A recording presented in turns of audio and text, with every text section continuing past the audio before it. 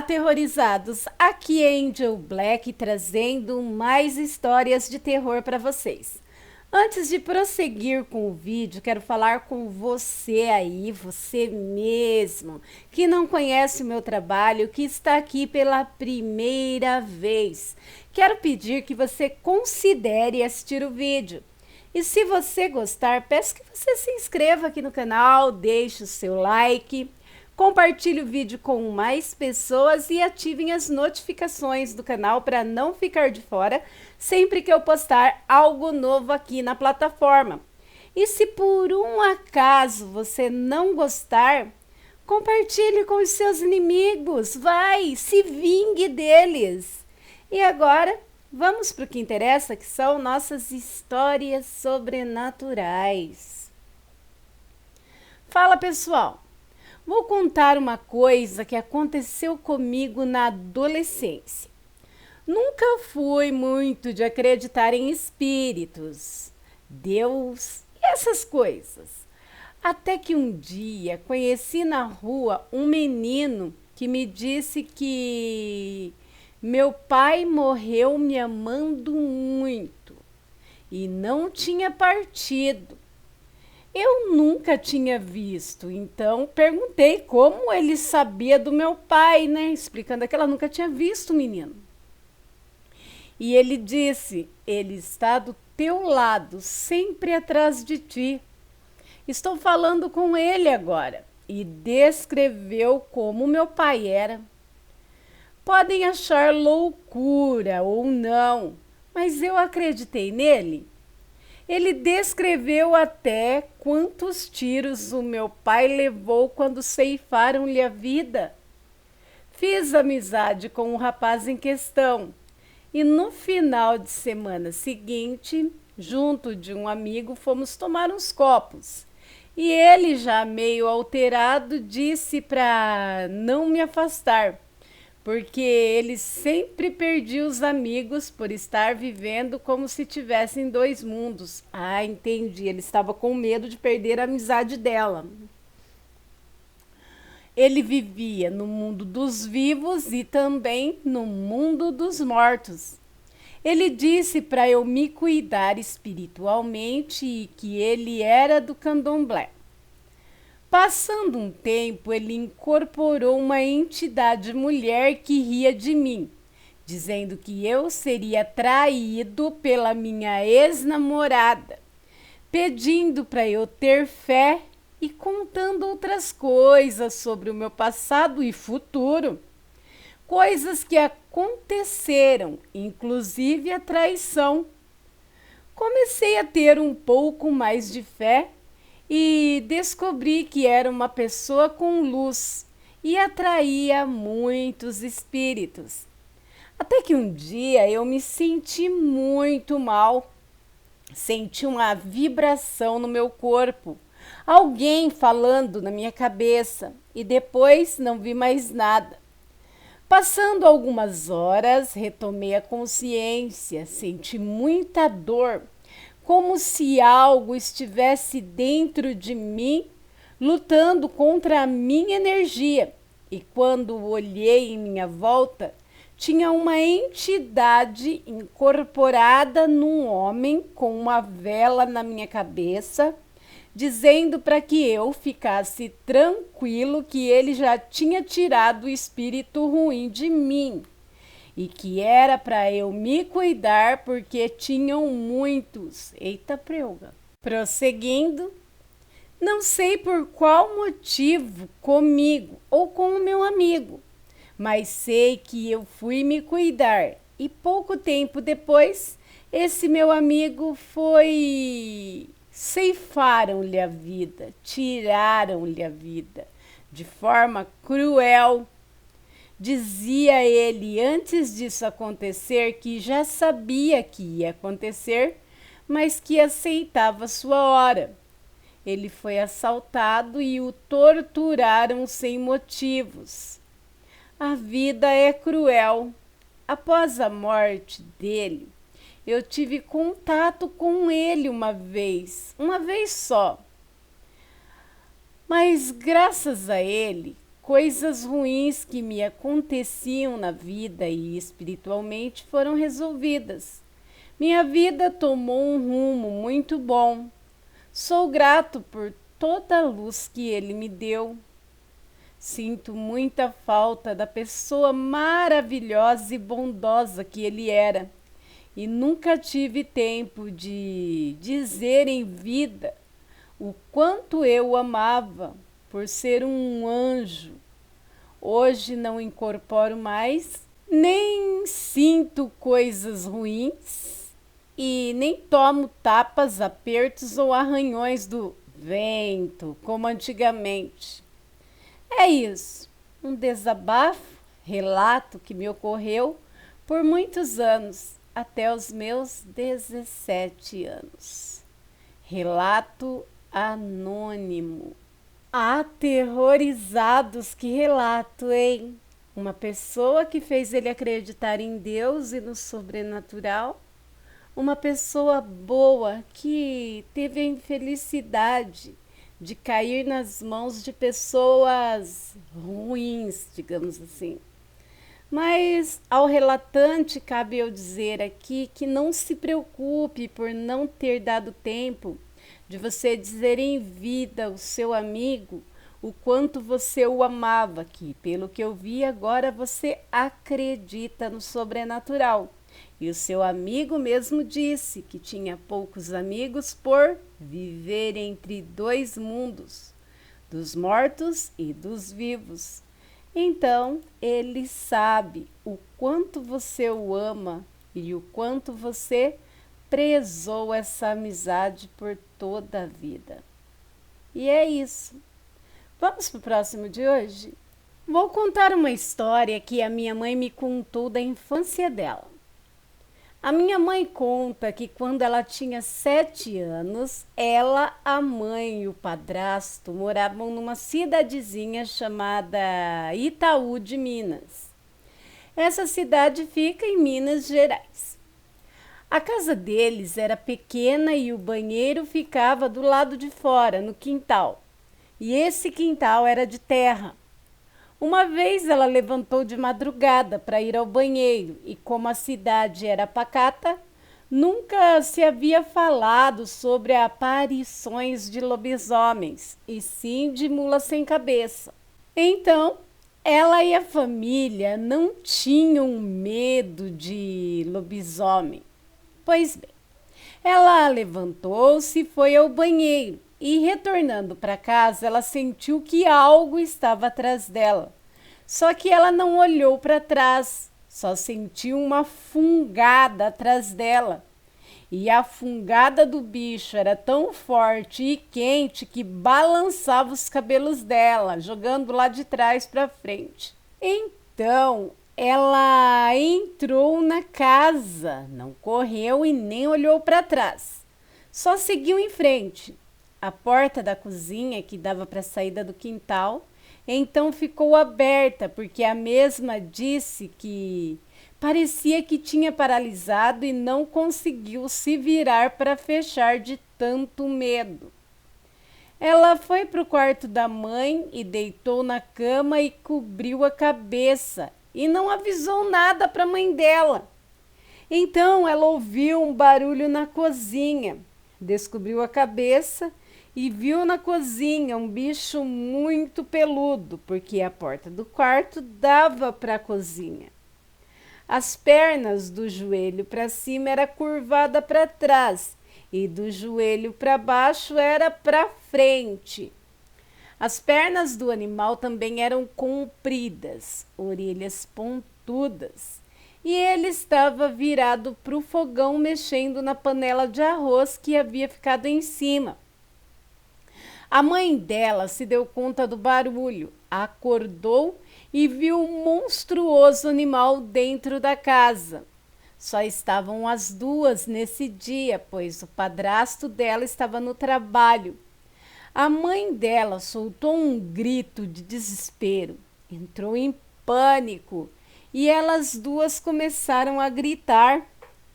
O bicho se virou para elas, olhou com seus olhos amarelos e sua boca babando e correu para o quintal, pulou o muro e foi embora.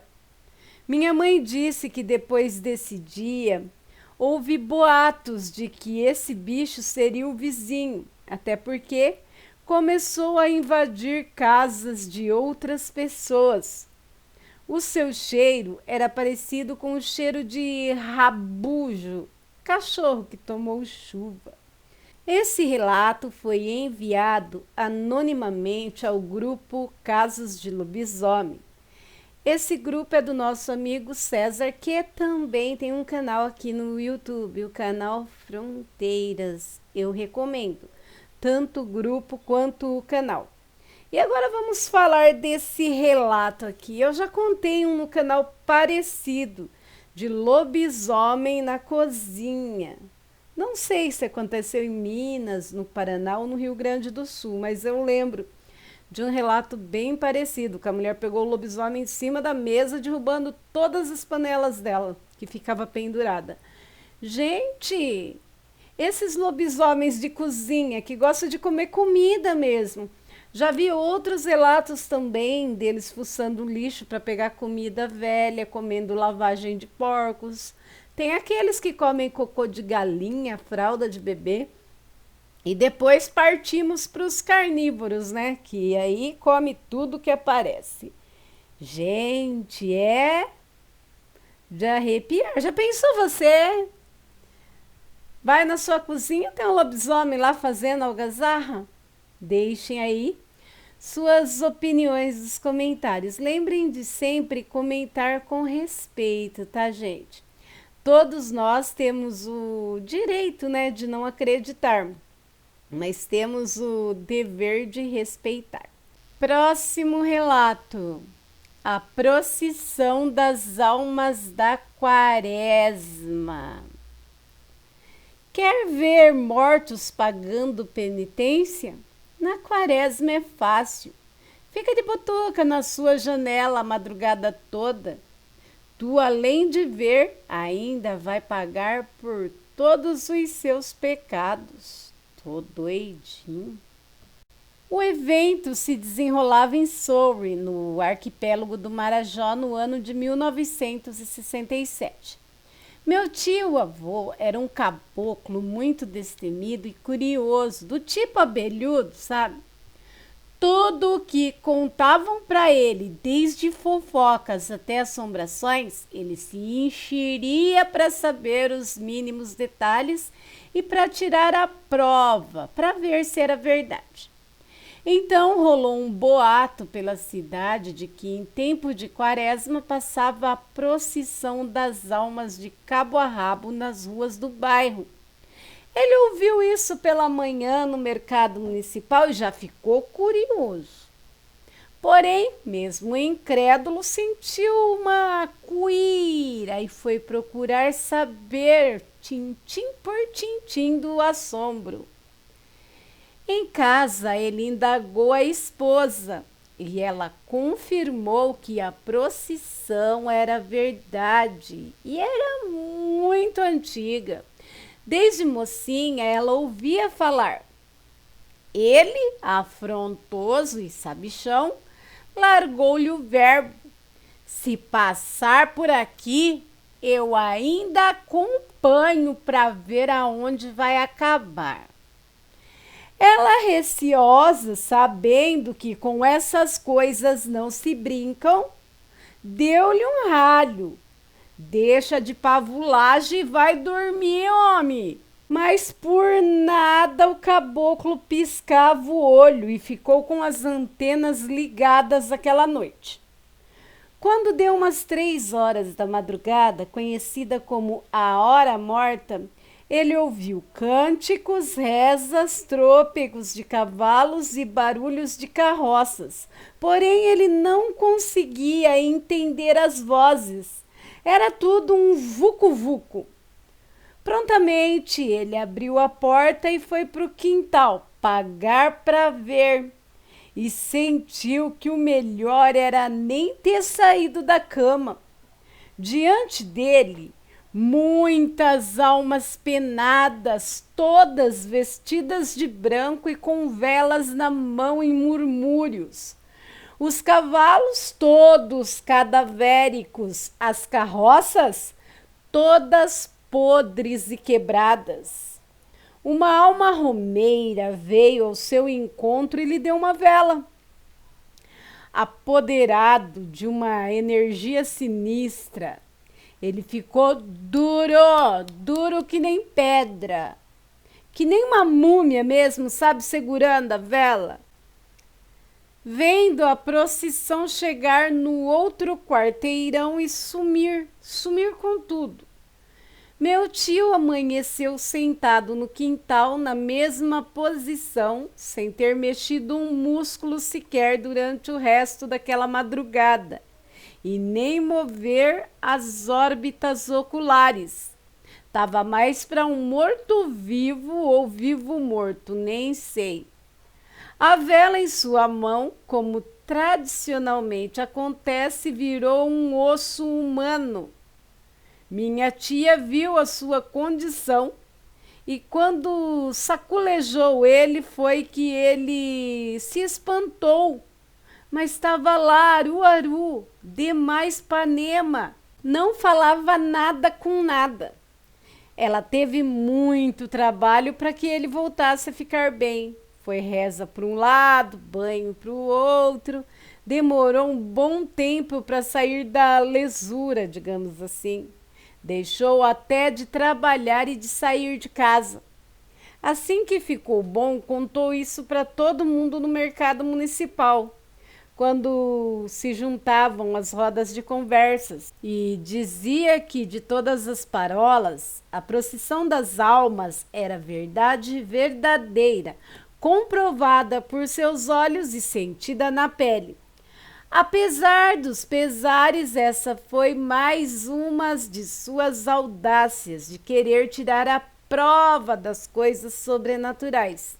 Depois dessa, ele achou melhor se aposentar da profissão de abelhudo. Relato de Lica por Paravisagento. Eita, essa que foi de arrepiar, hein? A procissão das almas por Paravisagento. Aqui, aterrorizados, é mais uma história daqueles que não acreditam no sobrenatural, não acreditam e querem tirar a prova. Como eu falo sempre aqui, aterrorizados, todos nós temos o direito de não acreditar, não é verdade? Mas todos nós também temos o dever de respeitar, pois quando o sobrenatural resolve aparecer, se tornar real para os incrédulos, não é nada bom, nada bom. E aí, gostaram dos relatos de hoje? Deixem aí suas opiniões nos comentários. Se você tem um relato, um conto, uma história, uma experiência com o sobrenatural e queira compartilhar conosco, envie para o e-mail do canal.